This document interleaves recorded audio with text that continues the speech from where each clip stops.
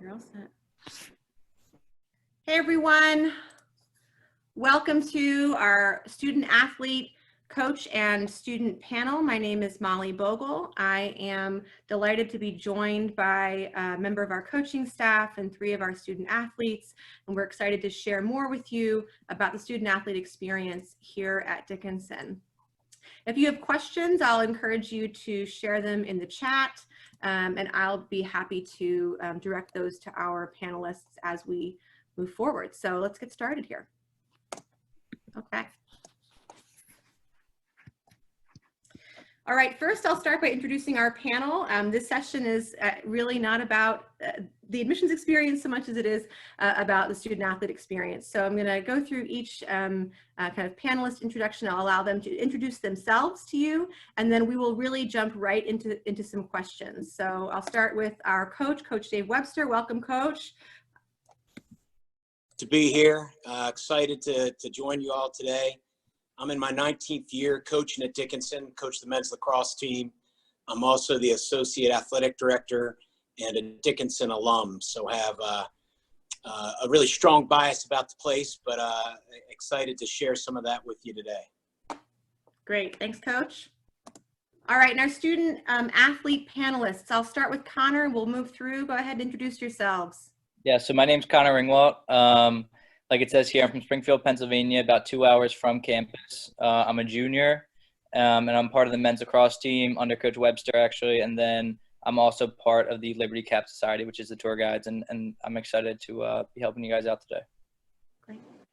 Alexandra? I'm Alexandra Colby. I'm a sophomore from Hingham, Massachusetts, which is about 15 miles south of Boston. I'm an economics major, and I run track and field, and my main events are the hurdles and pole vault. And then on campus, I'm also part of the Liberty Cap Society and Dickinson Mob, which is like a student-led organization on campus that kind of plans events for every weekend. Great. Max? Hi everybody, I'm Max Matsumoto. Like it says on the slide, I'm from New York City, New York. And I play men's soccer. I'm double majoring in law and policy and political science. As far as what I do on campus, I'm also a member of Liberty Cap Society and I'm a student interviewer. Great, excellent. Okay. Coach Webster, if you wouldn't mind giving us a bit of an overview of the athletic department, and while you're doing that kind of big picture Dickinson student athlete experience, I'm going to go through some photos of facilities. There are many, many facilities that support the student athlete experience, and we're excited to share all of them with you here. And so I'll go ahead and turn it over to you, Coach, and I will scroll through photos as you're talking, and then we will move on to questions. Sure, thanks. I think from what you just briefly heard from our 3 student athlete panelists, you'll understand that our student athletes are very involved and do a lot of things here. So that's kind of the first point about this experience, is that there's great balance. You're going to have the opportunity to be a true student athlete at Dickinson. And right along with that is kind of the second point, which is there's a standard of excellence that we expect and that we are looking for in recruits, and we expect that to be part of the experience. You're going to work really hard with faculty and with your academic pursuits, and then we expect the same with athletics. So a standard of excellence. And then the third and final thing I'll say to keep this brief is that it's a lot of fun. Our student athletes are truly invested in their teams and what they're doing. They love being athletes here. They love competing. They love practicing and getting better. And a big part of it is because it's so much fun. It's so much fun to be an athlete at Dickinson, where it's supported properly and where there's a lot of friendships on those teams and within teams and across the community. So talk about the high expectations, the excellence, the great balance across the college experience, and a lot of fun as well. Thanks. Excellent. Thank you so much, Coach. All right, you all submitted a lot of questions in your registrations, and we're really excited about that. There's a lot you want to know about the student athlete experience. Many of you here in this session right now are working actively with our coaches. You are actively recruited in the process. We have a handful of juniors and sophomores who I think many of you are also talking to coaches, and some just getting started. And so there are many questions beyond those that we have submitted here. And again, I'll encourage you, if you have more questions or anything you want our panelists to elaborate on, go ahead and share those in the chat, and we will get to them at the end of our time if there are more. So we'll go ahead and get started with our first question. And I'm going to turn it over to Alexandra. If you wouldn't mind, Alexandra, talking a bit to this question, talk about your practice schedule and managing the athletic schedule and the demands of being a student athlete with the demands of a really rigorous academic experience as well. Yeah, so one of the great things about college is you're not going to be sitting in a classroom for 6-7 hours a day. So it's really easy to get your work done throughout the day and then go on to practice later. So usually for me, I'll have like 3 classes a day. I'll get my work done in between classes or after classes, depending on when I have them spread out. And then I'll go to practice around 4:30, 4:45.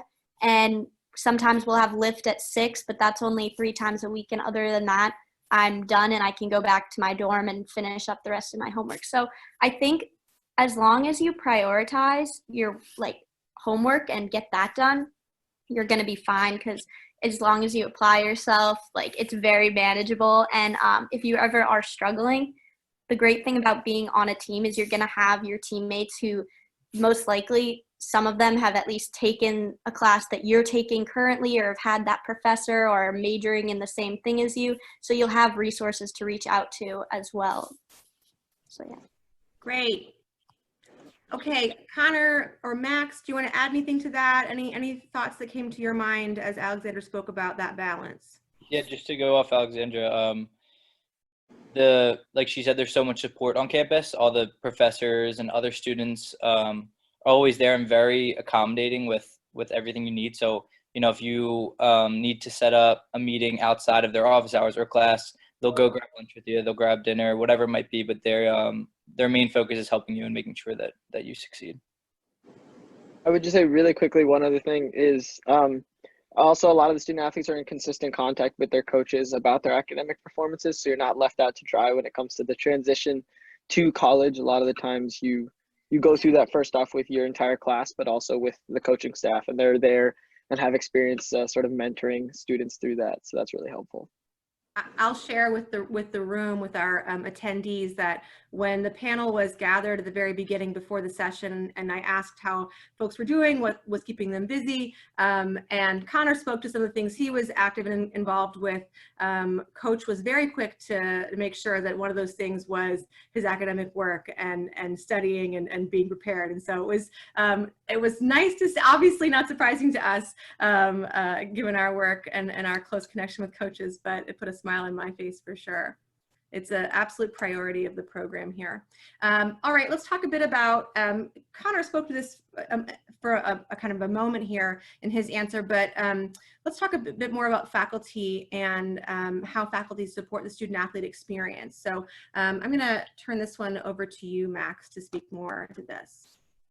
Yeah, so Connor sort of touched on this just a second ago, but the faculty here at Dickinson are very supportive of all student athletes. So they're very accommodating when it comes to any sort of special circumstances you may have, whether that be traveling for an away game or a tournament or something like that. They sort of are very accommodating and really are supportive of the student athletes. And one thing that I found really interesting was the fact that you would have professors sort of shout out athletes or come to your games. You see them in the stands, they'll be cheering you on, things like that. Like, they're very involved with the athletics program. And that's really comforting from the academic side, but also just sort of the school spirit side of things as well. So I would say the faculty are incredibly supportive, both academically and sort of, I guess, emotionally or in sort of school spirit ways, which is also really fun. And finally, the thing that Connor touched on about them being really receptive to meeting with you outside of office hours. Sometimes, whether that be an away game, you may have to miss a certain class or a TA session or something like that. And they are very accommodating and work with all the students about sort of setting up time outside of the traditional office hours to make sure you're succeeding academically. That's great. They are fans of what you do, which is really good to hear. Coach, any thoughts about, you've been at Dickinson obviously for a while, any thoughts about that relationship with faculty? Sure. In fact, just this morning, our coaching staff was asked within our department to complete basically a survey of what the schedule looks like for our student athletes in both the non-traditional season and the traditional season. And we gather that information departmentally and share that with our faculty colleagues so that the faculty are aware of what those time demands are for student athletes. And so there's great collaboration across campus, and it goes both ways, and the faculty certainly share that with us as well. We all know the priority. We all know that the academic pursuits are going to come first. But again, as I said at the beginning, the excellence standard allows us then, when we have those 2 hours in the afternoon together, that becomes the most important time of the day, and our student athletes are really invested in that time. But a lot of work across the campus from faculty and coaches to make sure that there's that balance and that everyone can succeed in both pursuits. That's so valuable to hear. And I think that the strength of that partnership is so critical to supporting a whole student experience. It's something for attendees to understand as prospective students of Dickinson that partnership is central to a Dickinson experience. Okay. No doubt. All right. Next question. I know exactly who I want to answer this question, as he was just abroad for a semester. Connor, why don't you talk a bit about global study, global engagement is not just a part of a Dickinson experience, it's really a part of the foundation of the college as a whole. And with 65% of our students studying abroad and over half of our student athletes, it's obviously a big investment. But we know too, as Coach just pointed to, you've got your season, you've got your off season. Talk a bit about what your experience was like studying abroad this past semester.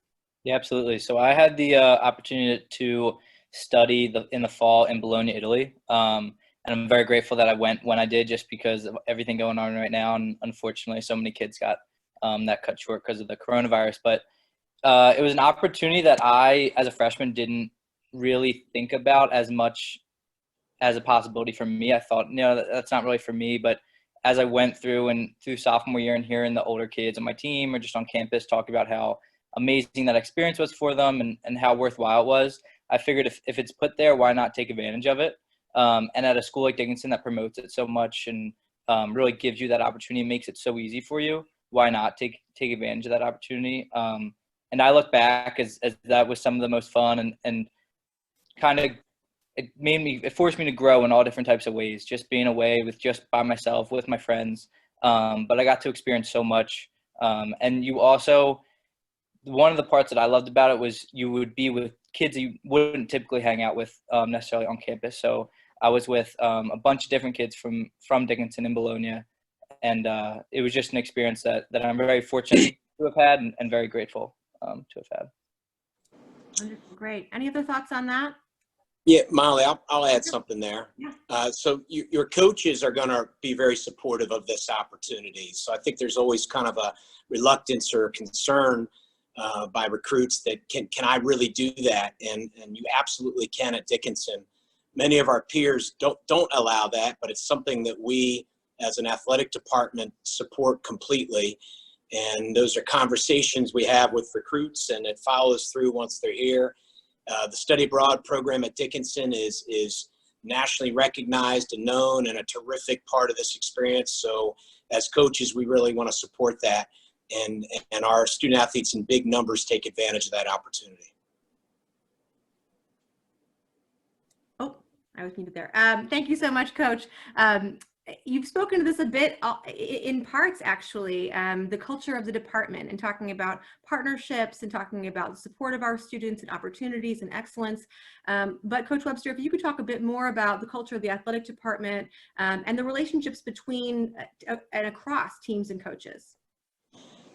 Absolutely. I think it's, that generally, that kind of spirit that we're talking about there If the leadership of the teams, if the department is connected and supportive of each other, they tend to pass that on to their teams and to their student athletes. So this kind of thing can sometimes start from the top, and it does here.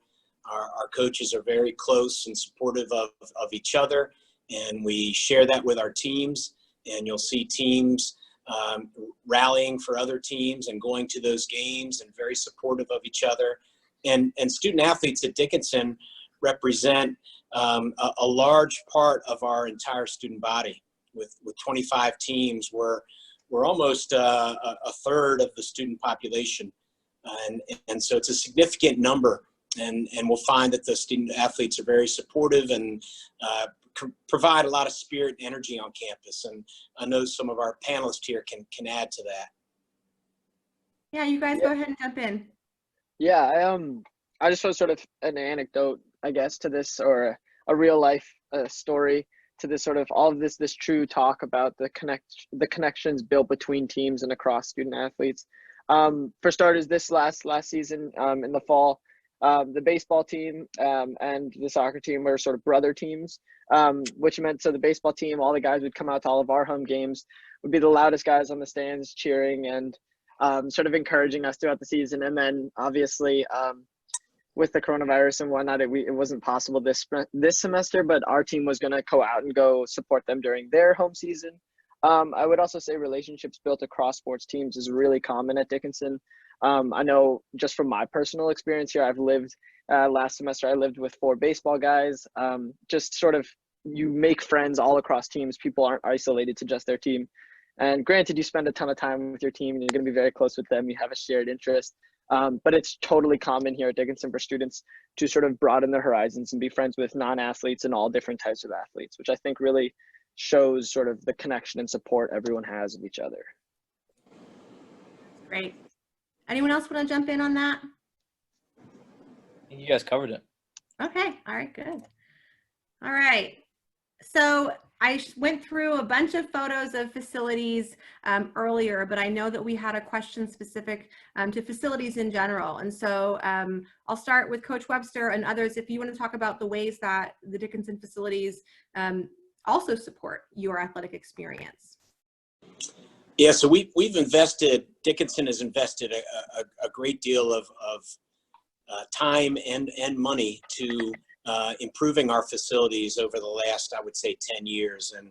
And so now we've got state-of-the-art facilities for all our programs, and consistently are looking at projects to continue that. And so, in fact, we had another discussion in our athletic department this morning about some new locker rooms for some of the teams that play at Dickinson Park. That's baseball, softball, and both soccer teams. So upgrades are constantly being addressed. We have a beautiful new facility that's overlooking our stadium where men's lacrosse, women's lacrosse, football play, field hockey plays on a second turf field right next to that. That includes locker rooms, conference room, a varsity weight room, which is pretty unique at this level. And that's where teams can reserve time with their coaches and with their teammates and have lifting just with their team. It's not a general weight room, it's just for varsity teams. We've got the Klein Center where we have the indoor field house, the aquatic center. So facilities are fantastic, and we are constantly upgrading and constantly addressing that. It's something that's very important to the coaches, to our administration, and tremendous support to do it the right way. Thank you. I know that Max is, his ears perked up when you said locker room facilities at Dickinson Park. I know also a recent investment in a new baseball facility that is pretty incredible. That's right. And again, those were just areas that were lagging behind some others, and it was time to address those. And so that's what we're hoping to do. That's great. Panelists, student athletes, anything you want to add to that? I think just one thing, one thing for me that I noticed, well, for starters, I went to a public high school in New York City, so I was not nearly as exposed to the luxuries we have at Dickinson College. But from the minute I stepped on campus, I think I really realized how lucky I was with all of the resources. And I definitely notice it more when I come home and have to go to home gyms or figure something out. But one thing that I wanted to touch on was sort of like the sports medicine department and Yeah, please. the sort of the team of athletic trainers we have at Dickinson, which has been a big part of, unfortunately, has been a decent part of my time here. But there's athletic trainers for all sports teams, and they're very sort of involved with everyone on the team. They sort of joke around, hang out with us. We're really close with them. They provide everything from sort of heating before practices, ankle tapes. I don't know what else you can get. You can get a whole bunch of the ice baths, basically everything you would need. And that for me has been an awesome experience to sort of make sure you can keep your body right while you're training every day. And sort of a really nice luxury that I never had before, and I'm really grateful we have here at Dickinson. The trainers also offer, I know one of my teammates, unfortunately, she was out the whole season with a back injury, but they offered PT for her. So instead of going to some PT place in like downtown Carlisle, she just got to stay on campus, and twice a week she went, and her back is much better now. So it's great. I'm glad that you brought up trainers in one of your answers. They are such an important part of your experience and the support of the student athlete experience, and a really incredible team as well. So nice. Okay, so this is kind of a fun one for any of us, and really an all play. Anyone jump in, because I know that it's similar in some ways, but can vary from program to program. So let's talk a bit about traditions or big rivalries. We certainly have many.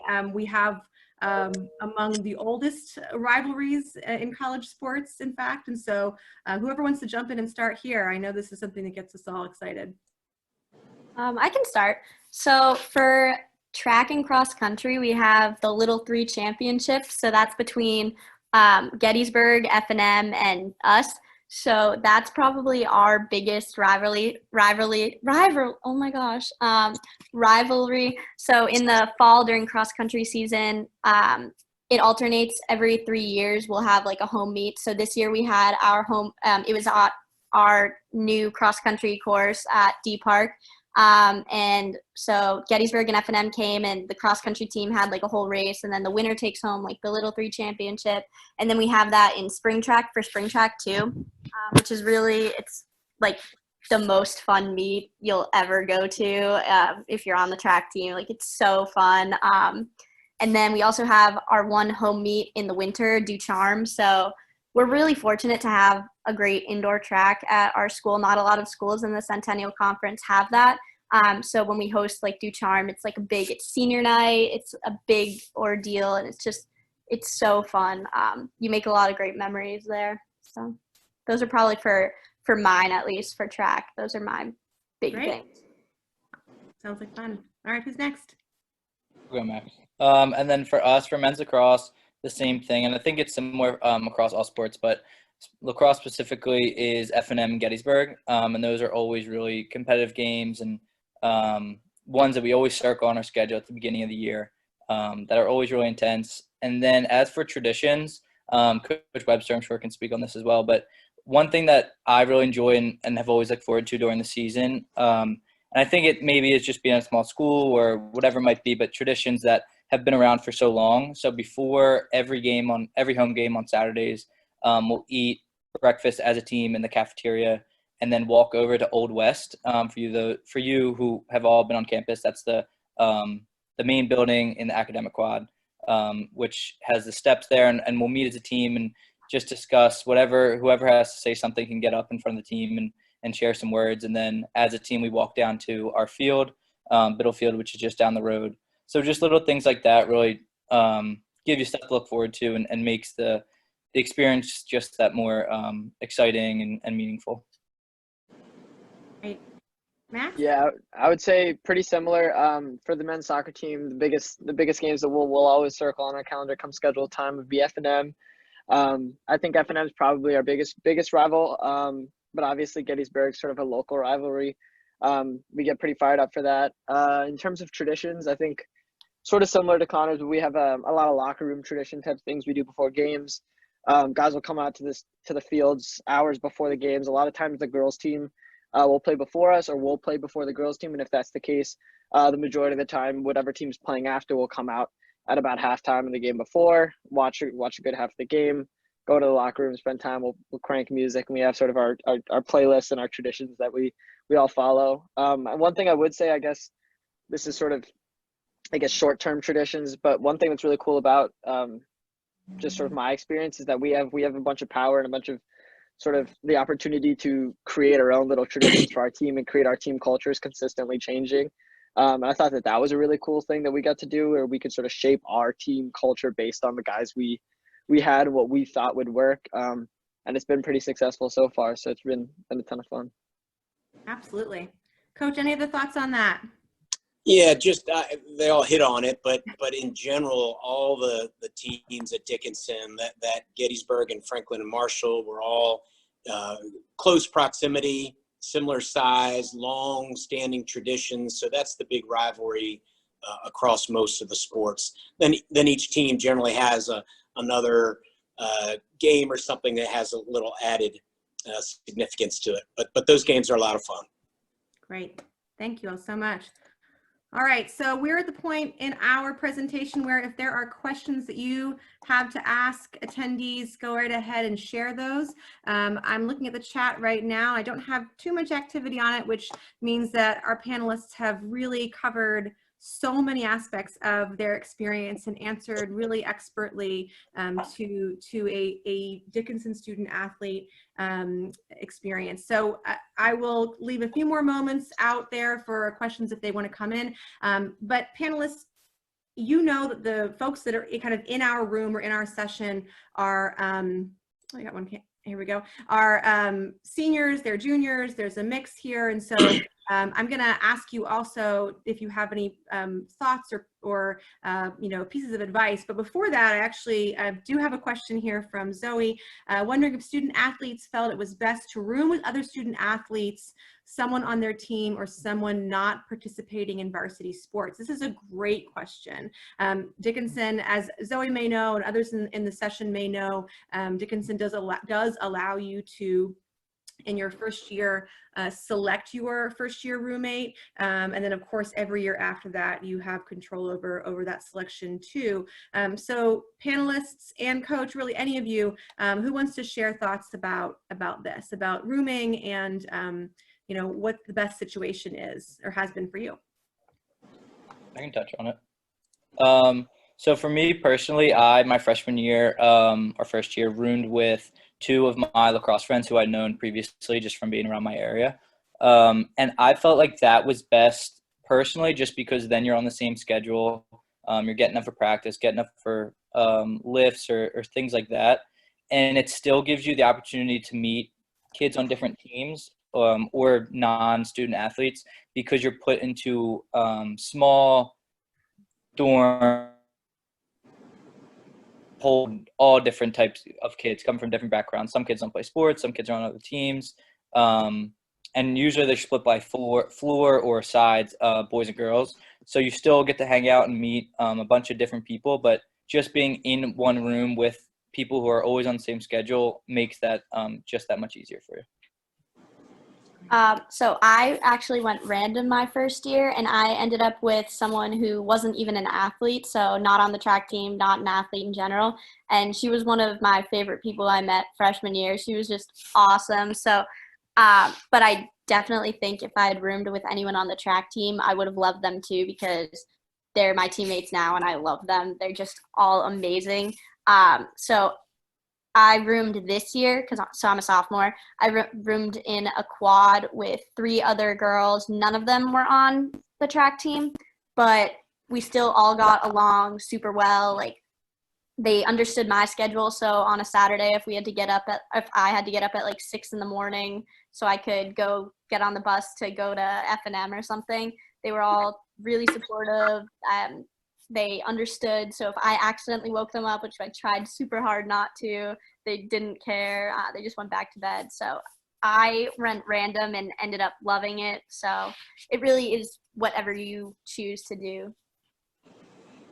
Yeah, I think I think you guys both covered both scenarios really well, but I think there's sort of no wrong answer in my opinion in terms of which you decide to do. I think the best decision is a personalized decision, if that makes any sense. I know I personally went random freshman year, and since then I've actually lived with soccer guys, but like I mentioned before, this semester I lived with 3 soccer guys, a non-athlete, and 4 baseball guys, so sort of all over the place. So I would really say to encourage you to sort of think about what would you think would be best for yourself. And I know there's sort of, everyone has different experiences, but I would say from generally talking to a bunch of my friends, everyone was sort of seemed to be very happy with whatever rooming situation they were put out with, whether that be selecting a kid on your team or sort of going into the random pool to sort of meet new people. One thing I would say is if you do decide to room with someone on your team, that's not saying you're not in a situation to go meet new people. And I think that that's sometimes it seems to be like, okay, I room with someone on my team or I meet new people. And that's not the case. It's like, it's who you room with, and that has nothing to do with meeting new people. And at Dickinson, you always have the opportunity to go and meet new people, especially first semester freshman year. Perfect. So we are actually maybe have a few minutes left. I'm going to ask each of you if you have any pieces of advice or thoughts, words of wisdom to share with the group or the attendees here. Go right ahead and do that now. I think for me, I want to touch a little bit on like the recruiting aspect of college sports. I think it's a sort of a really stressful time going through the whole recruiting process. And I personally had quite a hectic, unconventional recruiting process as to how I ended up at Dickinson. And I would say sort of once I've gone through it, one thing I was very happy I ended up doing was picking a school that I felt comfortable at, minus athletics. And I think for me that worked out best for me. I at one point in my process was looking sort of strictly at athletics. And then I sort of switched entirely and was looking at academics and sort of ended up applying to Dickinson just for academics, ended up applying regular decision, and was in contact with Coach Redding once I had received an acceptance letter from Dickinson, and then the sort of soccer part lined up after that. And I'm very happy I did something like that because I really found a place that I can thrive academically, and then the soccer part was also just as amazing. And then just to go off Max, I completely agree. And I would just say wherever you end up in whatever sport you might be playing, don't let that restrict you from doing more on campus. And that was one of my favorite things about coming to Dickinson, was that it allows you to be so much more than just a lacrosse player. Like being on tour, being a tour guide and different things. There's so many opportunities to do so much more. So wherever you end up, hopefully it is Dickinson, but just keep growing and try to become more than just an athlete or another person on campus. Dickinson is a great school. Like, hopefully you all decide to come here just because it's so awesome. But you have to do whatever makes you happy and listen to what your heart says. And if Dickinson's the right place for you, fingers crossed, definitely come here because it's just overall great academics, great athletics, great study abroad, great everything. Also, shout out to Naomi, Bethany, Jake, and Lily. I know for a fact you're all track people. I don't know if there's anyone else in the crowd who is, but yeah, thanks for tuning in, and I hope you all decide to come. Nice plug there, Alexandra. Coach is very pleased with you. Coach Webster, any final words of wisdom for our attendees? Sure. I guess I'll start by saying that I think our 3 panelists are pretty impressive and a great example of what our student athletes do and how they present themselves, and great representatives for all of us. So great job, you 3. Interesting perspective for me. I have a daughter who's a senior in high school and has gone through this process the last couple of years. So I saw it from a different perspective. And of course, she didn't listen to a thing I said. I didn't know anything about it, but I gained a lot from watching her go through this. And I think it's just so critical that you hear it all the time, but it's got to be your decision. You can't do it for mom and dad. You can't do it for the coach. It's got to be what's right for you. And you can't think of it as a 4-year decision, but a 40-year decision. So Dickinson's going to set you up for a really successful, rewarding, and exciting career. And you've got to think long term. The athletic piece will last 4 years, and it's going to be a fun and amazing experience. but Dickinson is going to give you opportunities for the next 40 years, and that's got to be a big part of the decision. That has to be the most perfect place to kind of close things out. Thank you all so much for your participation. I'm going to, for attendees, I'm putting up on the screen here for you all other opportunities to engage with our community virtually. So next week we have a set of Q&As. The first one on Monday is an information session. So if you've not gotten to come to campus, if you're looking for a more foundational Dickinson, it's presentation based, that's Monday. On Tuesday, if you're an accepted student, that session is really a very free-flowing Q&A moderated by a member of our staff featuring 5 current Dickinson students. So please join us for that. And then of course another student athlete Q&A. I don't think we could top this experience because it really was perfect. You all were outstanding. But if you are also looking for different perspectives, we'll have a different panel with us next Friday at 3 p.m. Coming in April, I'm really excited to be rolling out a number of virtual options that include pre-health information sessions, student panels, green chats, Dickinson alumni conversations, and many, many more things that are coming. And then if you haven't yet, please check out the virtual visit page, the You Visit virtual tour, our many photo galleries and YouTube playlists. There is nothing that we would love more than to be telling you all of this on our beautiful historic campus. We miss it quite a bit. We miss being together. We wish we were with you. But in everything that's changing in this moment, the thing that will never change is Dickinson's commitment to its students, its commitment to relationships and partnerships. And so the best way to deliver this to you is through this space. So thank you all so much for being here. Have a great weekend, everyone. Good luck to our seniors who are deciding. We'll hope to see you at Dickinson in the fall. All right, take care, everyone. Thanks, Molly. Thank you. Good luck, guys.